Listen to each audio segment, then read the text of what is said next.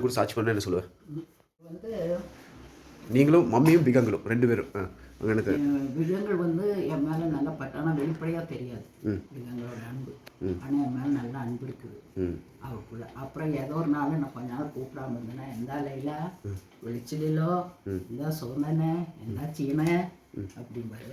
ம் அப்புறம் ஆஸ்பத்திரியிலலாம் ஏதாச்சும் சோமில்லைன்னு சொன்னால் வந்து போய் சொல்லும்போது ரொம்ப வேதனைப்படுவார். அவரோட வேதனை காட்டில் என்னோட வேதனை அவர் வேதனை.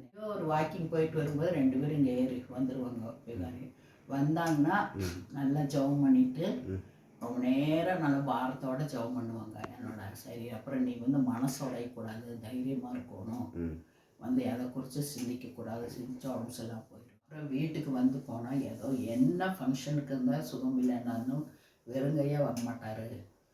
ஸ்வீட்ஸோ இந்த ஆப்பிள் ஃப்ரூட்ஸ் இல்லைன்னா பணத்தை தனியாக வந்து என் கையில் கொண்டு வந்து சேச்சிக்கிட்ட சொல்லி சேச்சியோட கையில் கொடுக்க சொல்லி என் கையில் கொண்டு வந்து வந்துட்டு ஏதாச்சும் நான் ஹெல்ப் ஏதாவது செஞ்சால் அப்போ எனக்கு ரொம்ப கஷ்டமாக இருக்குது.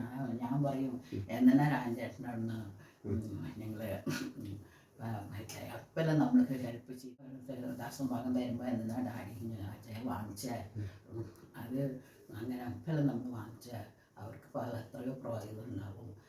അതല്ല അപ്പം ചേച്ചി പറയും അത് അത് അന്ന് കൊടുത്തത് അന്നത്തെ ദാസഭാഗം, ഇന്ന് കൊടുക്കുന്നത് ഞങ്ങളുടെ ദാസഭാഗം, ഇത് വേറെ ഒന്നുകൊണ്ടൊന്നല്ല, ഇത് ഞങ്ങളുടെ ദാസഭാഗത്ത് എനിക്ക് തന്നെ നീ വാങ്ങിക്കണമെന്ന് പറയും. പിന്നെ ഞാൻ ചേട്ടനോട് പറയും എന്തിനാ ചേട്ടൻ ബുദ്ധിമുട്ടണേ, ഇപ്പം എല്ലാം വീട്ടിൽ വന്നപ്പോൾ സുഖലിയാണിപ്പോൾ അത്ര തന്നിട്ട് പോയത്, ഇനി എന്താ ഇല്ല ഇത് ഞങ്ങളുടെ സന്തോഷം, ഇത് നീ വാങ്ങിച്ചാകണമെന്ന് പറയും. நாங்கள் வந்து பிகே புதுல 9 வீட்டில் குடியிருந்தோம். லாஸ்ட்டாக நாய்க்கிரம்மா வீட்டுக்கு வந்தோம். நாய்க்கிரம்மா வீட்டுக்கு வரும்போது அந்த அம்மா ரொம்ப இன்சல்ட் பண்ணி தொந்தரவு பண்ணிச்சு. அந்த நேரத்தினுடைய ராஞ்சாட்டின ஃபேமிலியும் அம்மையெல்லாம் பிகே புதூர் வீட்டில் இருந்தாங்க. அப்போ நான் அங்கே தான் போய் அப்போ காலையில் போனால் சாயந்தரம் தான் வருவேன். ஆனாலும் தயவுசெய்து நாங்கள் எல்லாருடைய ஒட்டுக்க என்னோடய துணியும் நானும் எல்லாம் போட்டு ஒட்டுக்காக தான் துவைப்போம். துவைச்சா அதில் தயவுசெய்துக்கு நான் தண்ணியெல்லாம் எடுத்து கொண்டு கொடுப்பேன். 2 பேரும் அவ்வளோ ஒரு இதாக இருந்தோம். அது முடிஞ்சிட்டு ஞாயிற்றுக்கிழமை வீட்டிலேருந்து 5 வருஷம் அந்த அம்மாவோட தொந்தரவு சாய்க்க முடியாமல் திடீர்னு ஒரு நாள் தாமினி சொன்னார், பிரதர் நான் வெளியூர் போக வேண்டியதாக வந்து சிஸ்டர் ஷீலா சிஸ்டர் தனியாக இருக்கிறாங்க, நீங்கள் வந்து அங்கே இருந்துக்கணும் அப்படின்னு. அப்போ ஆண்டவரே எனக்கு ஒரு நல்ல ஒரு வீட்டை கொடுத்தீங்க, இந்த அடிமைத்தானே இந்த வீட்டிலேருந்து என்னை ஆண்டவருக்கு படிச்சேன்னு சொன்னார். அந்த சமயத்தில் அங்கே போய் நாங்கள் 9 மாதம் இருந்தோம். சந்தோஷம். அந்த வீட்டில் எந்த ஒரு பாகுபாடு இல்லாமல் சகோதரிகள் மாதிரி தான் இருந்தோம். அங்கிருந்து திடீர்னு திருட உள்ள கொலை அடிச்சிட்டான். அப்போ அந்த சமயத்தில் எனக்கு ரொம்ப சுகவீனமாக ப்ரெஷர் ஆகி இவங்களை தனியாக விடக்கூடாது, இவங்க யாரோட கொஞ்சம் நேரம் பேசிகிட்டு இருக்கோம்னு நினச்சாங்க. அந்த நேரத்தில் திடீர்னு எங்களுக்கு வீடு கிடைக்கிறதுக்கு ரொம்ப கஷ்டமாக இருந்தது. அப்போ வந்து சேட்டன் சொல்லிச்சு, சேட்டனும் சொல்லிச்சு, நீ ஃபேமிலியாக வீடு கிடைக்கிற முடியும் கொஞ்சம் நல்லா 6 மாதம் இவங்களை வந்து தனியாகவே விடக்கூடாதுன்னாங்க. அதை பார்த்து பயந்தனால அந்த கொலை அடித்தது. அதனால் சேட்டனும் ஜெயிச்சிருச்சு, நீ கவலைப்படாத, எங்கள் வீட்டில் வந்து நீ இரு, எத்தனை நாள் வேணே நீ இருக்கலாம் அப்படின்னு சொன்னாங்க. அந்த சமயத்தில் எனக்கு ஆறுதல் அவங்க வீட்டில் தான் 2 வருஷம் அங்கே இருந்தோம். ரொம்ப சந்தோஷமாக இருந்தோம். எங்கள் பிள்ளைகளும் அவங்க பிள்ளைகளையும் எங்கள் பிள்ளைகளையும் ராஜாட்ட எந்த பாகுபாடும் காட்ட மாட்டார். அந்த பிள்ளைகளுக்கு என்ன வாங்கிட்டு வர்றாரு அதே ஒப்பம் எல்லாத்துக்கும் ஒரே பங்காக கரெக்டாக கொடுப்பாரு. அங்கே போய் அங்கே போனவர் சேட்டனை கேட்டு எங்களை சந்தோஷமாக நீங்கள் வந்து இருங்கன்னு சொன்னாங்க. அந்த குடும்பத்தில் நாங்கள் இருக்கும்போது எந்த ஒரு சொந்த சகோதரி போகிறதா சேச்சி என்னை பார்த்தாங்க. சேட்டனும் அப்படி தான். சேட்டன் ஆனால் காலையில் போயிட்டு வரும்போது டயர்டு தான் வருவார். ஆனாலும் அந்த அன்பு அவர் இடத்துல காணப்படும். இப்போ டயர்டாகிட்டு வரும்போது பேச முடியாத அந்த பேலன்ஸை சேச்சி இருப்பாங்க. அப்புறம் ஒரு வேலையை கண்டறிஞ்சு சேச்சி வேலையை கண்டறிஞ்சு நாங்கள் சேச்சி ஹெல்ப்பு, சேச்சி எனக்கு நல்லா ஹெல்ப். கூட்டு குடும்பத்தில் வந்து இருக்க ஏதாச்சும் அவ்வளோ பிள்ளைங்க மேலே கரிசனை உள்ளவங்களாக இருந்தார். அப்புறம் எனக்கு அந்த நேரத்தில் விட அங்கே வச்சு ஏதோ ஒரு நெஞ்சு வலி வந்து ப்ராப்ளம் ஆகி என்னை ஆஸ்பத்திரிக்கு அந்த சர்ச்சு நடந்துட்டு இருக்கிற நேரத்தில் அவங்க வீட்டில் தான் பிகே புது சபை நடந்துட்டு இருந்தார். அப்போ அந்த திடீர்னு உடம்பு சரியில்லாமல் போது அந்த நேரத்தில் என்னை ஆஸ்பத்திரிக்கு கொண்டு போய் அங்கே சேச்சி எனக்கு ரொம்ப உதவியாக இருந்தாங்க. சேச்சியோட சூழ்நிலையை எனக்கும் தெரியும், என்னுடைய சூழ்நிலை சேச்சிக்கும் தெரியும். அந்த அளவுக்கு நாங்கள் சந்தோஷமாக கருத்திற்குள் நாங்கள் பலப்பட்டு போக முடியும். நாங்கள் பிகே புதூர் வீட்டில் இருக்கும்போது கடினமான சூழ்நிலையில் போன காலங்கள் உண்டு.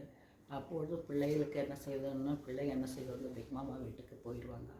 அங்கே போயிட்டு திருப்பி வரும்போது நான் இங்கே இல்லது செஞ்சு வச்சுருப்பேன். ஆனால் அவங்க சொல்லுவாங்க, நாங்கள் பிக் மாமா பிகாண்டி வீட்டில் நாங்கள் சாப்பிட்டோம்னு சொல்லி சந்தோஷமாக வருவாங்க. அப்படிப்பட்ட சூழ்நிலையிலும் அந்த இது இல்லாமல் அவங்க வந்து നല്ല കർശനയാകെ പിള്ളേകളെ பார்த்தாங்க.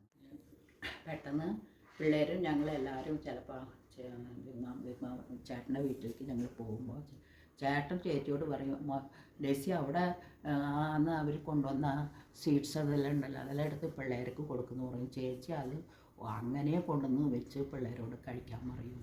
പിന്നെ വീട്ടിൽ പോയാൽ ചേട്ടൻ ഭക്ഷണം കഴിക്കാണ്ട് വീട്ടിൽ ഏത് സമയത്ത് പോയാലും ഭക്ഷണം കഴിച്ചിട്ട് പോകണം. ഭക്ഷണം കഴിച്ചിട്ട് പോയി കഴിച്ചോലല്ല കുറച്ച് കഴിച്ചൂടെ എന്ന് പറയും. പിന്നെ ഇരുട്ടായാലും കൂടി കാറിൽ വെച്ച് ഞങ്ങളെ കൊണ്ടുവന്ന് വിടും. പിന്നെ ഞങ്ങൾക്ക് കാറില്ലാത്ത സമയത്തിലെല്ലാം ഏത് നേരത്തിലും ഞാൻ രാജേട്ടനോട് ചോദിക്കും, രാജേട്ടൻ എന്നെ ഇവിടെ കൊണ്ടുപോകാൻ പറ്റുമോ, ഇന്നൊന്ന് മീറ്റിങ്ങിന് കൊണ്ടുപോകാൻ പറ്റും, നിങ്ങളുടെ കാറിൽ സ്ഥലം ഉണ്ടോ എന്ന് ചോദിക്കും. സ്ഥലം ഉണ്ടെങ്കിൽ ചേട്ടൻ പറയും സ്ഥലമുണ്ട്. എത്രയോ ട്രിപ്പ് ചേട്ടൻ്റെ കാറിലാണ് ഞാൻ പോയിരിക്കുന്നത്. അന്ന് പോയാലും അന്നത്തെ ഭക്ഷണം നമ്മൾ ചേട്ടൻ്റെ സാർവ ഹോട്ടലിൽ നിന്ന് എല്ലാ കാര്യങ്ങളും വാങ്ങിച്ച് ചേട്ടനെ ഞങ്ങൾക്ക് തരിക. എൻ്റെ ചെറുപ്രായത്തിൽ ചേട്ടൻ തൃശ്ശൂർ ഹോട്ടലിൽ, അപ്പോൾ ചേട്ടൻ ലീവിന് വരും.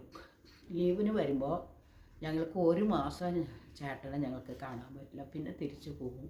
അപ്പം ഞങ്ങൾ വന്ന് അധികം ചേട്ടനോട് ചേട്ടൻ പോവല്ലേ, ചേട്ടൻ ഇല്ല വരെ ചേട്ടൻ ഞങ്ങളോട് കളിയും ഇങ്ങനെ ഞങ്ങളെല്ലാവരും കൂടി സന്തോഷമായിട്ട് ആ സമയത്ത് ഞങ്ങൾ ചിലവ് ചെയ്യും.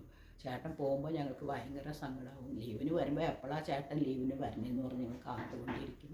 വന്നു കഴിഞ്ഞാൽ ഞങ്ങൾക്ക് ഭയങ്കര സന്തോഷമായിരിക്കും. ചേട്ടന് എപ്പോഴാണ് കോയമ്പത്തൂർ പോകണം, എപ്പോഴാണ് അമ്മേനെയും അപ്പച്ചനെയും പോയി കാണാൻ, ലീവ് എപ്പോഴാണ് വിടാന്ന് ചേട്ടൻ ഇവിടെ വന്ന് പറഞ്ഞ സമയമുണ്ട്. അത് ഞാൻ ലീവ് കിട്ടാൻ കാത്തുകൊണ്ടിരിക്കും. ലീവ് കിട്ടിയതും പുറപ്പെട്ട് വരും. ഞങ്ങൾക്കും ആ സമയത്ത് എല്ലാവരും കൂടി ഒരു മാസം ഞങ്ങൾക്ക് എല്ലാവർക്കും വളരെ സന്തോഷമായി. എൻ്റെ കല്യാണത്തിന് ഞങ്ങളുടെ സൂണിലയിൽ അപ്പച്ചൻ മരിച്ചു.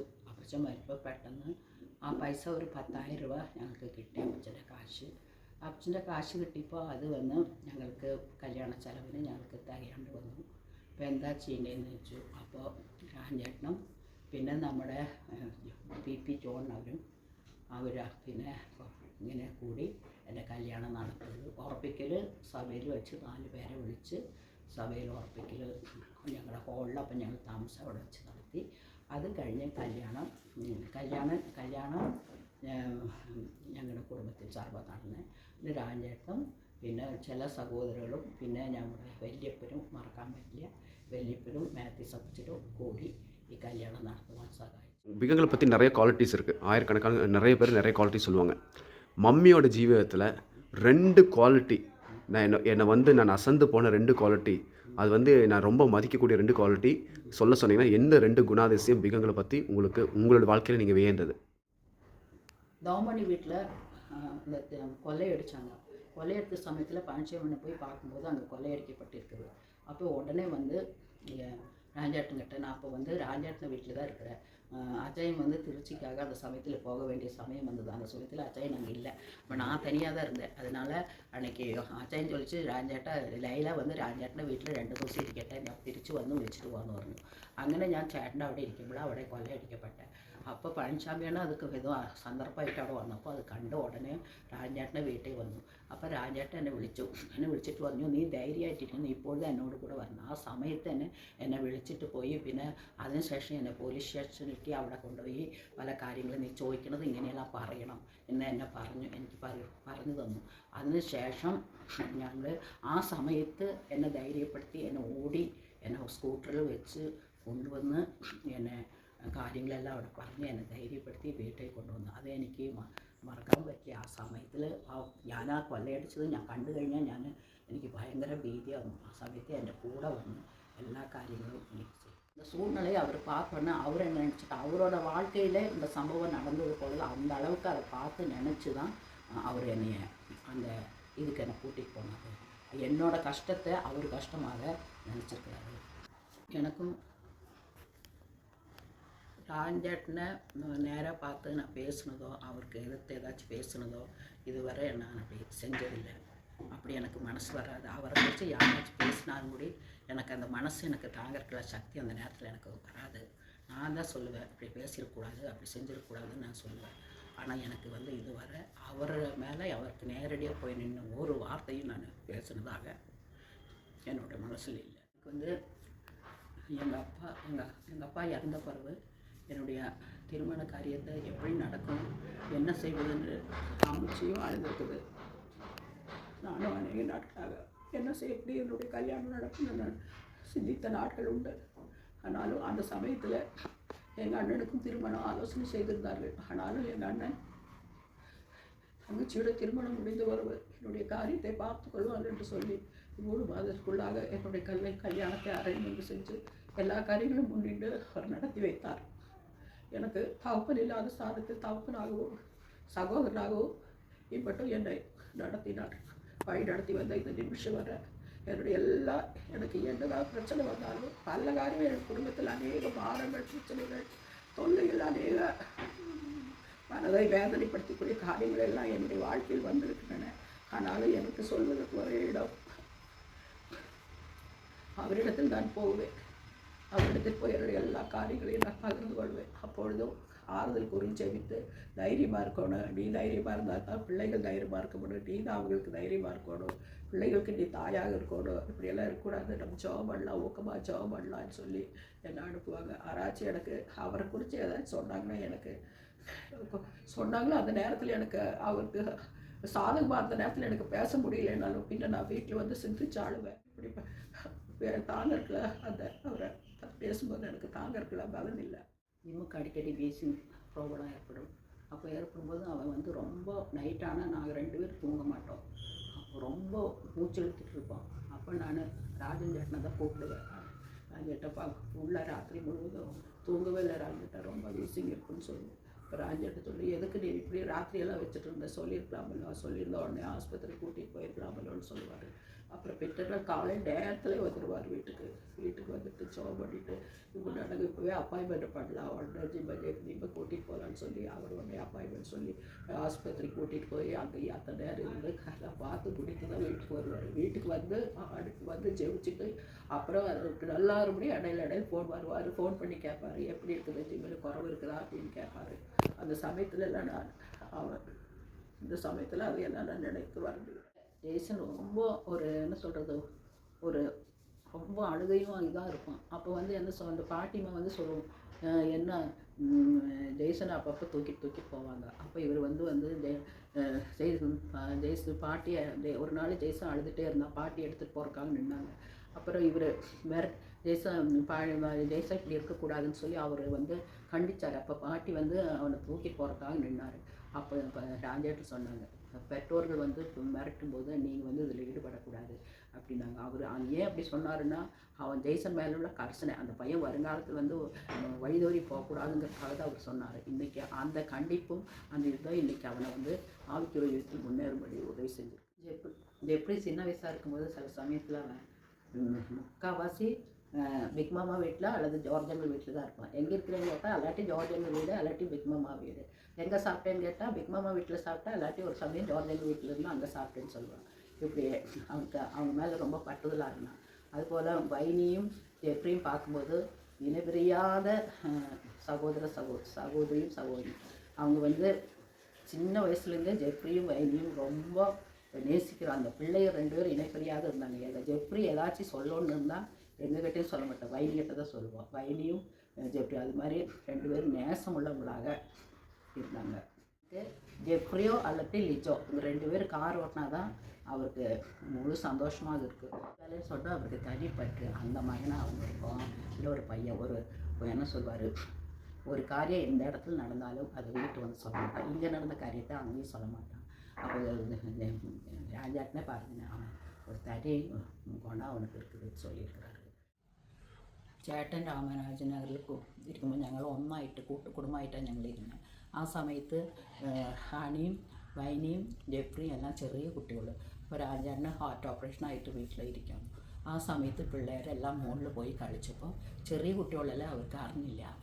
ജെഫ്രി എന്ത് ചെയ്തു, വൈനിനെ ഇങ്ങനെ പുഷ് ചെയ്തപ്പോൾ വൈനി മുകളിൽ നിന്ന് താഴെ വന്ന് വീണു. ആ താഴെ വന്ന് വീണ സമയത്ത് ഒരു സൗണ്ട് കേട്ട രാജേട്ടൻ എന്താ സൗണ്ട് ഡേസിയെന്ന് ചോദിച്ച് പുറത്ത് വന്ന് നോക്കിയിട്ട് രാജേട്ടൻ ആ സമയത്ത് ഒരു വാക്കും കൂടി കൊച്ചിനെ പറഞ്ഞില്ല. അപ്പോൾ രാജേട്ടൻ പറഞ്ഞു, കൊച്ചുങ്ങളല്ലേ, കൊച്ചുങ്ങൾ അറിയാണ്ട് അവർ വേണമെന്നായിട്ട് അത് ചെയ്തതല്ലോ, അറിയാണ്ട് കളിക്കുമ്പോൾ പോണതല്ലേ എന്ന് പറഞ്ഞു. എനിക്കും കൂടി വിഷമായി. ഞാനും കൂടി എൻ്റെ കൊച്ചിനെ വഴക്ക് പറഞ്ഞ് വൈനീനെ എന്തിനാണ് നീ തള്ളിയിട്ടെന്നും കൂടി എനിക്ക് വിഷമായി. രാജേട്ടൻ ഒരു വാക്കും കൂടി എൻ്റെ കൊച്ചിനെ പറഞ്ഞില്ല. ചെറിയ കൊച്ചുങ്ങളായി വീഴുന്നു, ആ ദാസൻ്റെ ചെറിയ കൊച്ചുങ്ങളായി അങ്ങനെ അറിയാണ്ട് ചെയ്തതല്ല, അങ്ങനെ ചെയ്തതല്ല, അവൻ തള്ളിയതല്ലോ എന്ന് പറഞ്ഞു. എന്നാൽ ദൈവം വൈനീനെ ഒരു ആപത്തില്ലാണ്ട് ദൈവം അവളെ കാത്തു, ഒരു ഇതില്ലാണ്ട് ദൈവം അവളെ കാത്തു. ആ സമയമൊന്നും എനിക്ക് മറക്കാൻ പറ്റില്ല. വേറെ ആരെങ്കിലും ഉണ്ടെങ്കിൽ ഇങ്ങനെ അവർക്ക് കൊച്ചിങ്ങനെ ചെയ്തല്ലോ എന്തെന്നുണ്ടായില്ല. രാജേട്ടൻ വന്ന് നോക്കുമ്പോൾ ആ കൊച്ചിന് ഒരു ദൈവം അവളെ ഇങ്ങനെ കയ്യിലേന്തിയ വരെ ദൈവം അവളെ കാത്തത്.